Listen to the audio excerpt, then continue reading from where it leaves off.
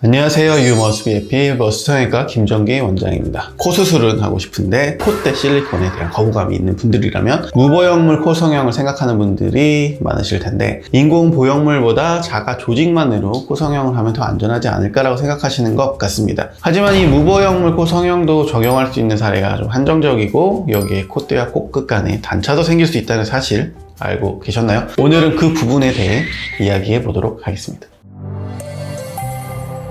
원장님, 무보형물 코 성형이 정확히 어떤 수술인가요? 무보형물 코 성형은 말 그대로 보형물 없이 하는 코 성형인데 콧대가 높은 분들을 대상으로 권하는 경우가 많습니다. 이미 콧대가 높으면 굳이 실리콘을 이용해서 콧대를 높일 필요가 없기 때문에 코끝에만 비중격 연골이나 늑연골을 기둥으로 한 상태에서 그 위에 귀연골을 쌓는 방식으로 코끝을 만들어주게 되면 됩니다. 콧대가 높은 분들은 되게 높은 확률로 매부리 코를 가지고 계시는 경우가 많습니다. 코 내부 구조를 보면 코뼈가 있고 위 가쪽 연골과 그 다음 아래쪽 날개 연골로 나뉘어집니다. 여기서 무보형물 코 성형을 진행한다면 매부리를 살짝 깎아주고 코뼈가 위치한 콧대는 그대로 둔 채 날개 연골이 위치한 코끝을 올리게 되는데 이 콧대와 코끝 사이에 약간 단차가 발생할 수 있는 겁니다. 실리콘을 이용하면 이런 단차를 살짝 안 보이게끔 수술이 가능한데 무보형물 코 성형은 실리콘을 사용하지 않는 만큼 이러한 단차를 없애주기 위해서 다른 조작들을 해주는데 무보형물 코 성형 성공의 가장 중요한 포인트입니다. 그래서 그 단차의 귀연골을 사용해서 단차를 없애줘서 부드러운 코 라인을 만들어 주게 됩니다. 하지만 이렇게 단차를 없애서 라인을 만들었어도 단차가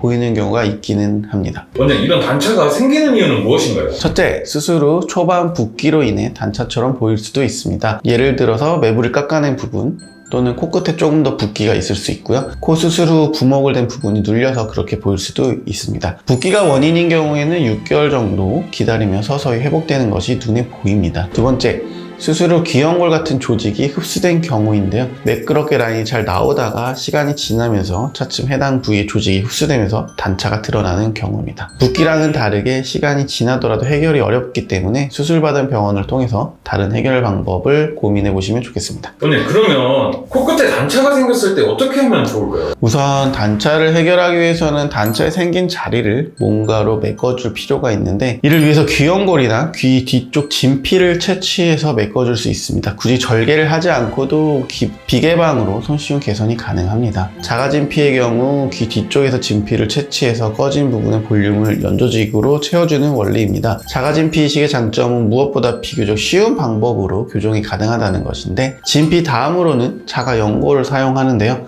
콧대부터 코끝까지 이어지는 이 단차 부위를 자가연골로 메꿔줌으로써 라인을 부드럽게 만들고 흡수도 덜 되는 방식으로 수술이 가능합니다.